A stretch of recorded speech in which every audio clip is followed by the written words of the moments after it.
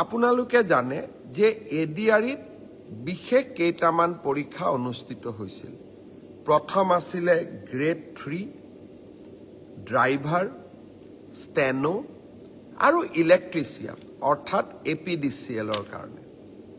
আজি আমি সিদ্ধান্ত লৈছোঁ যে গ্ৰেড 3ৰ কাৰণে কম্পিউটাৰ টেষ্ট, ড্ৰাইভাৰৰ কাৰণে ড্ৰাইভিং টেষ্ট, ষ্টেনোৰ কাৰণে ষ্টেনোৰ ব্যৱহাৰিক টেষ্ট আৰু ইলেক্ট্ৰিচিয়ানৰ কাৰণে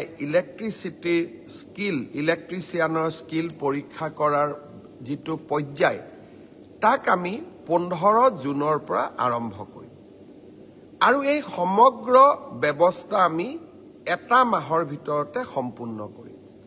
ঠিক তেনেকৈ চতুৰ্থ বৰ্গৰ পৰীক্ষাত পাছ কৰা প্ৰাৰ্থীসকলৰো অৰেল আমি 15 জুনৰ পৰা আৰম্ভ কৰিম আৰু এমাহৰ ভিতৰত ইয়াক আমি সম্পূৰ্ণ কৰিম। অলপ আজি বা কালি বা পৰহি ৰাজ্য চৰকাৰে আপোনালোকক আনুষ্ঠানিকভাৱে দিন আৰু বাৰ আপোনালোকক জনাব। যিসকলে লিখিত পৰীক্ষা পাছ কৰিছে তেওঁলোকে এতিয়া কম্পিউটাৰ টেষ্ট, ড্ৰাইভিং টেষ্ট বা স্কিল টেষ্ট বা মৌখিক পৰীক্ষাৰ কাৰণে তেওঁলোকে যেন সাজু হয়। 15 জুনৰ পৰা এই প্ৰক্ৰিয়া আমি আৰম্ভ কৰিম। আপোনালোকে জানে যে এডিআৰিত বিশেষ কেইটামান পৰীক্ষা অনুষ্ঠিত হৈছিল।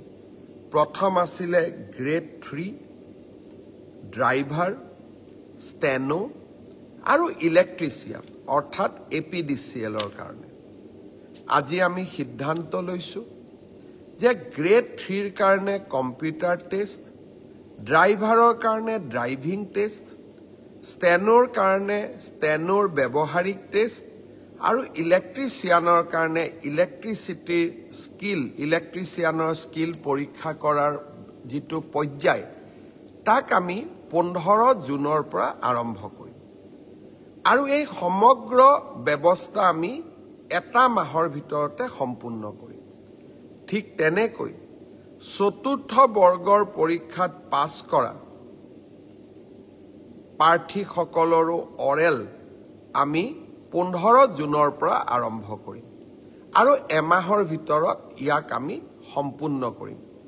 অলপ আজি বা কালি বা পৰহি ৰাজ্য চৰকাৰে আপোনালোকক আনুষ্ঠানিকভাৱে দিন আৰু বাৰ আপোনালোকক জনাব। যিসকলে লিখিত পৰীক্ষা পাছ কৰিছে তেওঁলোকে এতিয়া কম্পিউটাৰ টেষ্ট, ড্ৰাইভিং টেষ্ট বা স্কিল টেষ্ট বা মৌখিক পৰীক্ষাৰ কাৰণে তেওঁলোকে যেন সাজু হয়। 15 জুনৰ পৰা এই প্ৰক্ৰিয়া আমি আৰম্ভ কৰিম। আপুনি বিচৰা বাতৰি পাব কেৱল নিউজ 18 এপত। নিউজ 18 এপ ডাউনলোড কৰিবলৈ স্কেন কৰক এই QR কোড। গুগল প্লে ষ্টৰতো পাব এই নিউজ 18 এপ।